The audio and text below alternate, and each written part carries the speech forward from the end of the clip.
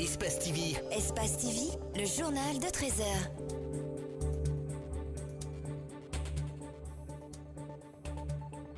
Bonsoir, merci d'être avec nous sur Espace TV. Voici le sommaire de l'actualité de ce jeudi.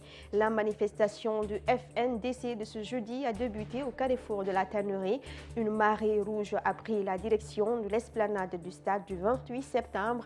Plusieurs leaders prennent part à cette marche dite pacifique. Vous aurez les premiers échos dans ce journal. Les lauréates de la finale du concours de beauté Miss Guinée 2019 ont reçu leur prix. C'était hier à l'hôtel Sheraton. La Miss Mariam Touré a touché la somme de 1 200 €, soit plus de 12 millions de francs guinéens. Nous parlerons sport pour clore ce journal avec une interview exclusive de Samuel Eto'o qui revient sur sa carrière et dévoile ses nouveaux défis à l'AFP et quelques semaines après avoir annoncé sa retraite sportive à 38 ans.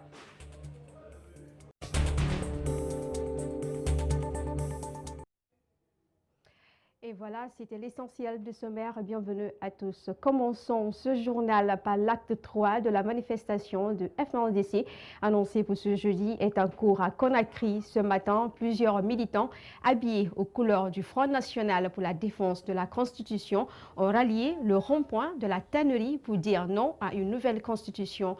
Nous avons pu recueillir les avis de quelques manifestants dans la foule. Suivez ces images. Les journalistes, ils ont été plaquettés, ils ont été frappés dans le ciel d'appartement. Attendez.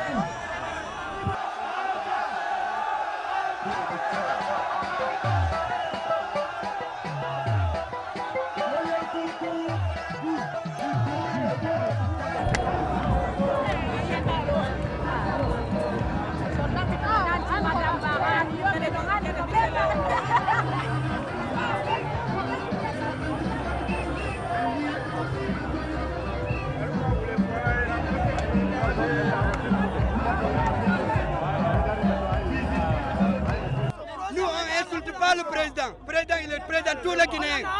Mais il a 87 ans. Il est fatigué, il aime le reposer.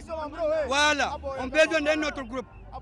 C'est le Kilala qui fatigue l'ancien Conté. C'est le Kilala qui est en train de fatiguer Alpha Condé. Il n'a qu'à se reposer. Purement simplement, le départ d'Alpha Condé de reposer. Il faut respecter le peuple qui t'a élu. Je vais dire ça au président de la République. Il faut qu'il respecte le peuple qu'il a élu. La démocratie, c'est ça. Il faut qu'il y ait la vraie démocratie. C'est pas la dictature. Pas la dictature. On a tous une conscience. Nous voulons la pêche dans ce pays. Nous ne voulons pas la guerre. Nous avons tant beau lutter contre eux. Nous voulons juste pas maintenant qu'il y a de morts. Mais non qu'à nous laisser libres. Ils n'ont qu'à nous laisser faire ce que nous voulons. Nous voulons la paix, juste la paix. Ils n'ont qu'à nous donner la liberté. C'est que nos grands-parents ont combattu durant des années. Le 28 septembre, ils ont voté 98,99% non à la référendum. Allez dire à Coran qu'il quitte, qu'il organise les élections le 21 décembre et il quitte le ciel au pouvoir. Nous ne sommes pas là juste pour Cellou ou Coran. Moi, je suis là pour moi.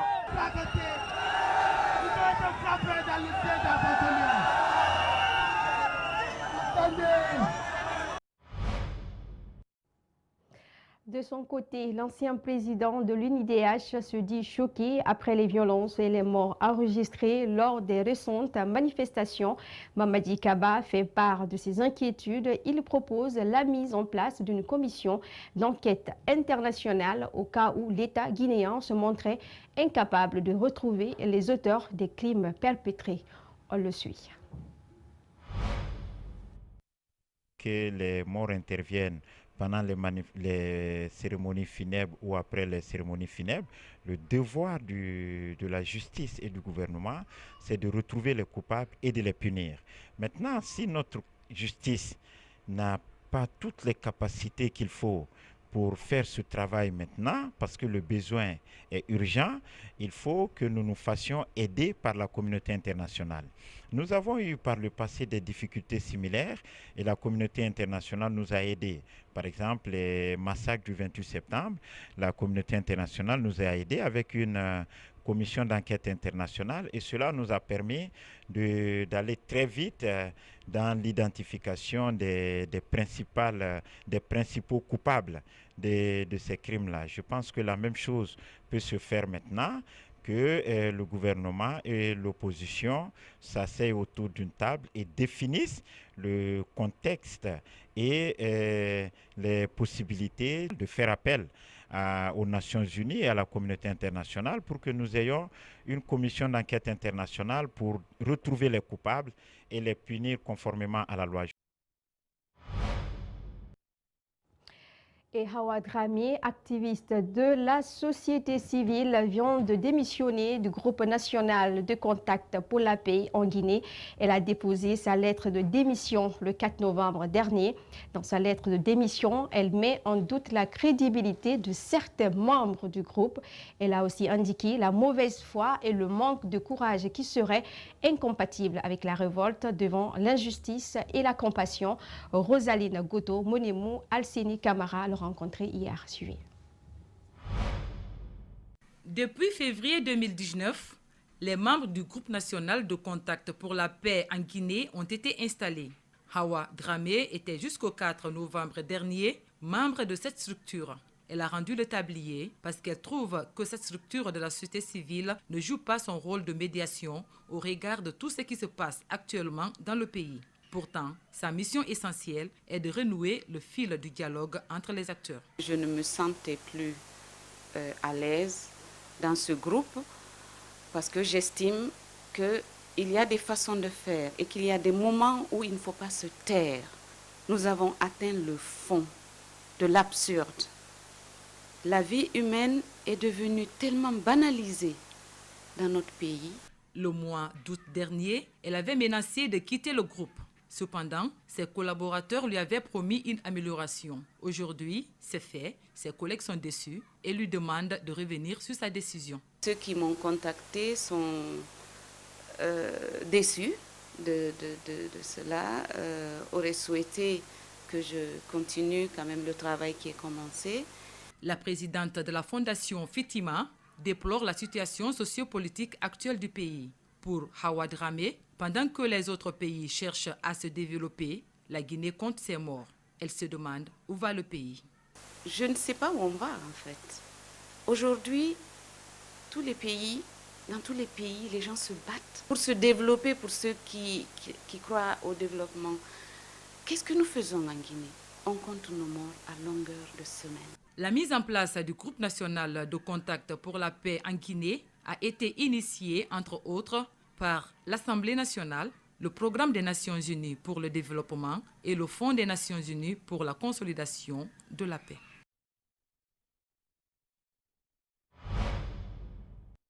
Les côtes guinéennes sont menacées, s'étendant sur environ 300 km. Elles subissent d'intenses activités artisanales et portuaires. La problématique a fait l'objet d'une rencontre sectorielle ce mercredi. Le but est de réaliser une étude de vulnérabilité et d'adaptation au changement climatique en zone côtière. Djibril Ba et Ibrahima Souli Kamara suivi. Les zones côtières sont les plus peuplées en Guinée. Elles abritent 3 millions d'habitants selon une étude menée par le Programme des Nations unies pour le développement. Ces endroits sont si importants qu'ils ne doivent pas être agressés par des actions anthropiques. Alors le gouvernement voudrait une relecture de la zone. Vous savez, c'est dans cette zone que la plupart des agriculteurs, les paysans, les pêcheurs s'investissent. Et ça fait partie de la zone d'alimentation qu'on a créée ici. Mais au-delà de ça, la population agresse également. On vient bâtir des infrastructures, des logements de toutes sortes. L'écosystème est généralement constitué de forêts, de mangroves et d'estuaires. Face à la pression de ces ressources, des initiatives se multiplient pour appuyer les autorités guinéennes. Depuis 2017, à la suite des différentes COP et des engagements internationaux, l'action se focalise sur la mobilisation des communautés, les consultations avec elles et voir comment on peut renforcer les stratégies qui sont déjà mises en place. Pour cerner le phénomène de dérèglement climatique, l'équipement adéquat des stations météorologiques dans les îles s'avère indispensable selon ces spécialistes. C'est-à-dire que nous avons une multitude d'îles qui, pour le moment, sont laissés pour compte. Parce que les grandes îles comme Kassa, comme Soro, etc., ont besoin d'avoir des informations aussi bien du côté climatique que du côté changement climatique. Les phénomènes climatiques extrêmes sont de nature à entraîner des tempêtes plus fréquentes et plus violentes, des fortes vagues et à exacerber l'érosion côtière. Passation de service à la direction générale de l'Institut supérieur des mines et de géologie de Boké. La cérémonie s'est déroulée en présence des responsables du département de tutelle, mais aussi des autorités de la région, de la préfecture de Boké. Dr Diaka Sidibé est promu à la tête de l'Institut avec pour mission de réussir la transformation de la géomine en centre émergent sous-régional des mines et sociétés. Elle remplace à ce poste Omar Keita, Abdoulaye Keita et Salif Lifosisi. Reportage. Dr Oumar Keita cède la place à Dr Diaka Sidibé à la tête de la direction générale de l'Institut supérieur des mines et géologie de Boké. Après 2 ans de service, le DG sortant cite quelques acquis de sa gestion. Sur le plan de l'administration, nous avons procédé à la redynamisation de l'administration par l'achat de 4 voitures 4x4 pour les membres de la direction générale, la nomination des jeunes cadres à des postes de responsabilité, l'achat de climatiseurs pour tous les bureaux, la fourniture des outils informatiques pour tous les services, ordinateurs, imprimantes, etc. et 4 vidéoprojecteurs pour les principaux services. L'installation d'un système hybride de panneaux solaires pour l'alimentation continue en électricité des blocs de la direction générale. Ces actes sont visibles. Certains ont déjà des difficultés, notamment les panneaux solaires, pour défaut d'entretien. En prenant service, la nouvelle directrice générale a conscience du défi qui l'attend. Elle s'y engage. Je suis très heureuse et émue d'avoir la gestion maintenant de l'une des prestigieuses institutions d'enseignement supérieur de la Guinée, à l'occurrence l'Institut supérieur des mines et géologie de Boké. Je pense que les défis sont énormes, tels que l'érection de cette institution en centre régional, sous l'appui de la Banque mondiale et du gouvernement guinéen.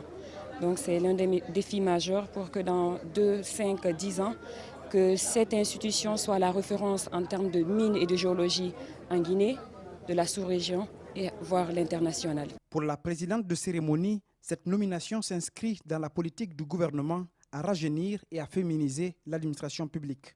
Donc nous sommes très ravis de voir le rajeunissement de nos instituts d'enseignement supérieur avec des cadres très compétents qui veulent relever le défi de l'amélioration de la qualité de nos instituts d'enseignement supérieur de recherche scientifique. Et en ce sens, nous voulions vivement remercier Monsieur le Président de la République pour le courage qu'il a pour mettre les jeunes et les femmes à des postes clés de nos institutions et dans notre pays. L'Institut supérieur des mines et géologie de Boké a pour mission de former des cadres du secteur technique et de gouvernance des industries extractives. L'appui de l'État pour son émergence est une condition sine qua non de promotion du secteur des mines, levier de l'économie nationale. Remise de prix aux lauréates de la finale du concours de beauté Miss Guinée 2019. C'était hier à l'hôtel Sheraton. Mariam Touré, la Miss Guinée 2019 et ses 2 dauphines ont été honorées par le comité Miss Guinée et son partenaire Bra Guinée, Fatmata Diané et Abou Korea Kourouma. Reportage. 12 500 000, 7 500 000 et 5 millions, ce sont les montants dont bénéficient respectivement la Miss Guinée 2019 et ses 2 dauphines. Les candidates perdantes ont elles aussi bénéficié de plusieurs cadeaux offerts par le sponsor qui accompagne l'événement. La Miss a gagné, hein? Elle a gagné plein de cadeaux, elle a gagné un écran plasma. La Miss a gagné 12 millions du sponsor Bra Guinée. Elle a également bénéficié des soins de beauté, de Tendance et Aiguilla Forever. Donc voilà, il y en a tellement de cadeaux que je ne pourrais pas citer. Le comité Miss Guinée, toujours victime de critiques depuis les premières éditions de ce concours qu'elle organise, surtout sur la transparence du partage des cadeaux destinés aux Miss. En tenant compte des critiques constructives, comme j'ai dit, ça a été chacun est allé de son truc, c'est normal, nous sommes dans un pays de liberté, chacun est libre de s'exprimer, à moins de prendre tout ça avec le dos large et puis essayer d'avancer et améliorer les choses. J'ai toujours été pour les critiques, ce qui fait que je continue à avancer. Cette cérémonie, habituellement organisée au siège des sponsors, a cette fois-ci été organisée dans un hôtel pour une raison bien déterminée. Le terme de cette élection, c'était une véritable joie pour nous, une fierté pour nous, de pouvoir aider le comité à pouvoir offrir un spectacle de haut niveau. Et vous l'avez tous constaté avec nous, que c'est des Miss qui sont vraiment d'un niveau qui n'a rien à voir avec les élections précédentes. Le Comédie, suspendu pendant 2 ans, a appris de ses quelques erreurs du passé. En relevant le défi cette année, il promet un concours Miss Guinée beaucoup plus époustouflant l'an prochain. Foot africain, Ballon d'Or au projet futur, Samuel Eto'o revient sur sa carrière et dévoile ses nouveaux défis à l'AFP. Quelques semaines après avoir annoncé sa retraite sportive à 38 ans, après 23 ans sur le terrain, un palmarès époustouflant et plusieurs centaines de buts inscrits, l'ex-attaquant camerounais veut gagner comme entraîneur, comme il a pu le faire en tant que joueur. Suivez cet élément exceptionnel. Est-ce que vous clamez haut et fort, vous êtes le meilleur joueur de l'histoire en Afrique? Je n'ai pas besoin de le dire, c'est un fait.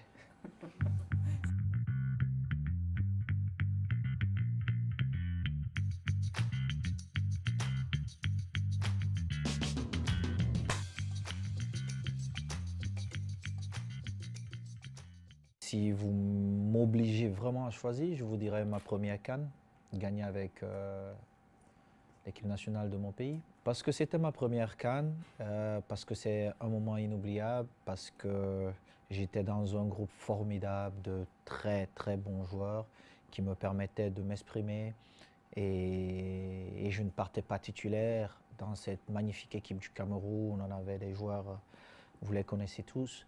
Et au final, j'ai joué et puis j'ai apporté ma contribution à cette magnifique équipe et à mon beau pays.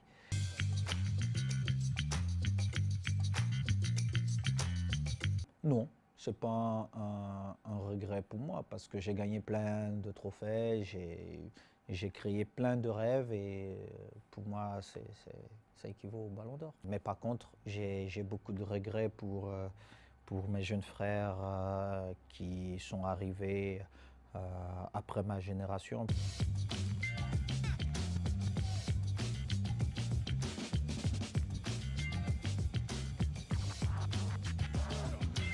C'était une opportunité pour l'Afrique de voir un Sadio Mané, un Mohamed Salah être là au podium et pourquoi pas gagner. Ils ont fait une belle saison et ça n'aurait choqué personne qu'ils gagnent.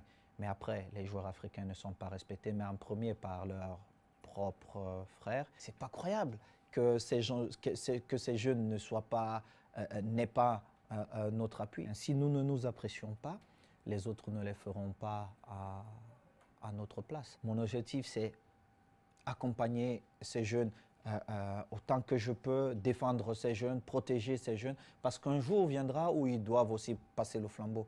Et c'est ce que nous, Africains, on n'a pas toujours compris à tous les niveaux, et c'est pourquoi nous sommes toujours derrière.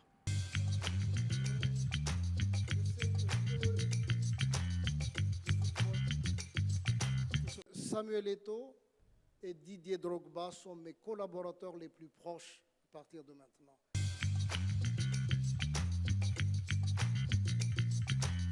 Ma mission exacte, c'est d'aller faire un peu le lobbying auprès des fédérations africaines.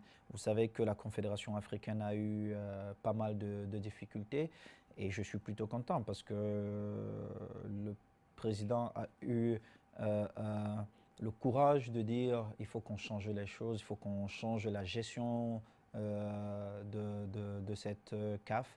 Et aujourd'hui, nous sommes dans ce processus et pour qu'on soit tous fiers de cette confédération. C'est toujours avec un grand plaisir que j'irai parler au président de fédération pour les convaincre d'adhérer à la mission du président Hamad.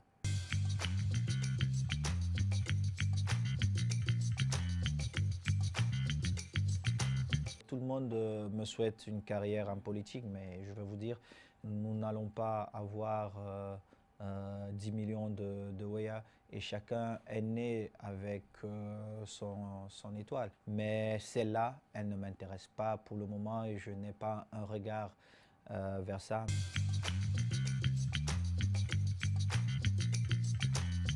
Mon prochain défi, ça serait de me lancer dans les diplômes d'entraîneur. Je veux apprendre, avoir mes diplômes, comprendre comment les choses fonctionnent, que ce soit dans mes business personnels ou que ce soit dans ma carrière, ma future carrière, j'espère, d'entraîneur. De gagner comme entraîneur comme je l'ai fait en tant que joueur, mais j'aimerais le faire dans ce continent, en Europe. Et puis un jour retourner en Afrique et puis essayer de gagner là-bas.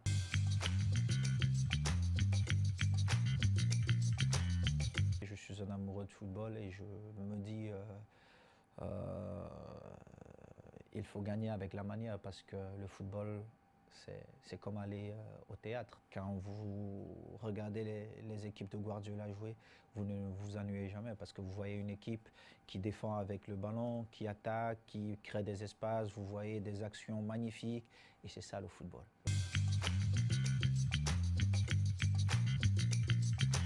Tout ce que Messi fait, c'est juste Dieu dans le ballon rond. C'est quelqu'un que j'apprécie énormément. Donc parfois, même quand je donne mon opinion vis-à-vis de Léo, il me dit je ne suis pas objectif parce que je l'aime tellement. Mais je pense que c'est vraiment le meilleur joueur de tout le temps. Mais Kylian, c'est lui seul qui sait quand est-ce qu'il va s'arrêter. Ce que je souhaite à Kylian, c'est qu'il ait plusieurs ballons d'or et qu'il fasse mieux que Messi. Parce qu'à son âge, ce qu'il a réussi à faire, il n'y a que Pelé qui, jusqu'à présent, a écrit une pareille histoire. Bon, maintenant, il est arrivé à une époque où on a quand même deux monstres qui sont Messi et Cristiano Ronaldo, mais il a tout le temps pour lui. Et j'espère juste que les blessures n'apparaîtront plus et puis qu'il, pendant 10-15 ans, il continuera à nous faire rêver. Merci beaucoup. Samuel. Merci à vous.